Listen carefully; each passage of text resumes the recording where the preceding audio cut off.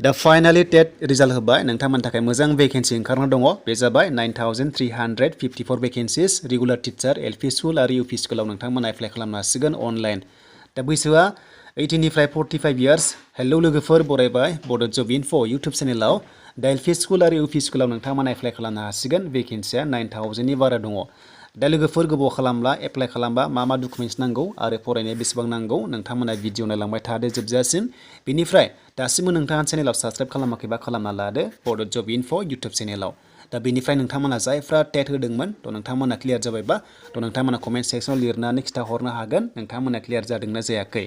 दा लोगोफोर जों थांसै फैदो अफिसियेल वेबसाइटआव बेनिफ्राय बे भेकेन्सिया बबेयाव फैदों नोंथांमोना फारि फारि नायदो दा लोगोफोर बे भेकेन्सिया फैदों DEE निफ्राय एबा डाइरेक्टरेट अफ एलिमेन्टारि इडुकेसननिफ्राय फैनाय भेकेन्सि एलपि स्कुल आरो इउपि स्कुलाव भेकेन्सि ओंखारना दंखायो दा नोंथांमोना एप्लाइ अनलाइनाव थुनाय लोगो लोगो एप्लाइ खालामनो हासिगोन बेनिफ्राय नोंथांमोना नटिफिकेसन नायनोबा सेकेन्डआव नोंथांमोना बे एडभार्टाइजमेन्टआव थुनानै जोङो नटिफिकेसन नायनो हायो दा बिदिब्ला जों फैनायग्रोनोसै बेसेबां भेकेन्सि दङ आरो लोगोसे मा जोंहा डिप्ल'मा थानांगौ दा जोङो डाउनलड खालामबाय बेयाव अफिसियेल नटिफिकेसनखौ दा नटिफिकेसन डाउनलड खालामनाय लोगो लोगो बेबादि ओंखारगोन दा लोगोफोर बे ओंखारदोंमोन सेप्तेम्बरावनो ओंखारखादोंमोन नाथाय नोंथांमोना चान्स होदोंमोन जे जायफ्रा टेट होगोन पास जागोन नोंथांमोनाबो बे पस्टआव एप्लाइ खालामनो हागोन जेब्ला नोंथांमोना गासैबो डकुमेन्ट्सखौ मोनजोबगोन दा बेखायनो बेयाव रोखा रोखा बि नाम्बाराव लिरनाय दंखायो जायफ्रा नोंथांमोना अक्ट'बराव एग्जाम होदोंमोन बे रिजाल्टआ आउट जानाय लोगो लोगो नोंथांमोना 31 डिसेम्बरसिम चान्स मोन्दों आरो दासिम नोंथांमोना एप्लाइखौ खालामनो हासिगोन जेब्ला नोंथाङा गासैबो डकुमेन्ट्सखौ मोनजोबगोन अब्ला लोगो लोगो एप्लाइ खालामनो हासिगोन बे रेगुलार पस्टआव थ' दानिया नोंथांमोना एप्लाइ खालामबा बेसेबां क्वालिफिकेसन नांगौ बेनो जाबाय एलपि स्कुलाव नोंथांमोना एप्लाइ खालामबा थ' नोंथांमोना एचएस पास जाखाथारनांगोन बेनिफ्राय मिनिमाम पार्सेन्टआ 45% बेजों लोगोसे नोंथांमोना डिप्ल'मा थाथारनांगोन आरो लोगोसे नोंथांमोना टेट क्वालिफाइड जानांगोन अब्लासो बे पस्टआव एप्लाइ खालामनो हागोन आरो नोंथांमोननि स्केल फिया जाबाय 14,000 निफ्राय 60,500 नोंथांमोना दानफायाव मोननाय जागोन दा बेनि लोगोफोर जोंनि एसटिफ्रा 45%आनो जायो बेयाव नोंथांमोना बेजों लोगोसे एचएस पास 45 प्लास नोंथांमोना डिप्ल'मा थानांगोन जेरै डिलेड बिएड बेनिफ्राय टेट क्वालिफाइड जानांगोन अब्लासो बे पस्टआव एप्लाइ खालामनो हागोन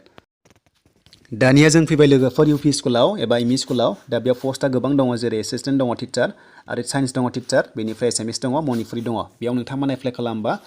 ग्रेजुवेट जानांगोन जायखिजाया स्ट्रिमनिफ्राय बेनिफ्राय डिप्ल'मा थाथारनांगोन बेनिफ्राय टेट क्वालिफाइड बेयावबो जानांगोन आरो नोंथांमोननि स्केल फिया 14,000 निफ्राय जागायनानै 60,500 मोननाय जागोन लोगोफोर दा नोंथांमोना मिथिखाबाय आरो लोगोसे जायफ्रा नोंथांमोना डिलेड लानाय दङ अडिएलनिफ्राय थ' नोंथांमोनाबो बे पस्टआव इलिजिबल जागोन नाथाय नोंथांमोनाहाय ग्रेजुवेट जाथारनांगोन बेनिफ्राय टेट क्वालिफाइड जानांगोन अब्लासो बे पस्टआव नोंथांमोनाबो एप्लाइखौ खालामनो हागोन दा लोगोफोर आसा खालामो नोंथांमोना भिडिअ नायनानै मोजां मोनदोंबा लाइक खालामबानो जाबाय आरो नोंथांमोना पिडिएफ फाइलखौ गासैबो डिसक्रिपसनाव मोनगोन एप्लाइ लिंकखौबो मोनगोन बेनिफ्राय लोगोफोर डकुमेन्ट्सआ बेनो नोंथांमोना टेट पासनि डिप्ल'मानि बेनिफ्राय क्वालिफिकेसननि गासैखौबो नांजोबथारगोन नोंथांमोना आपल'ड खालामथारनांगौ अब्लासो नोंथांमोना एक्सेप्ट जागोन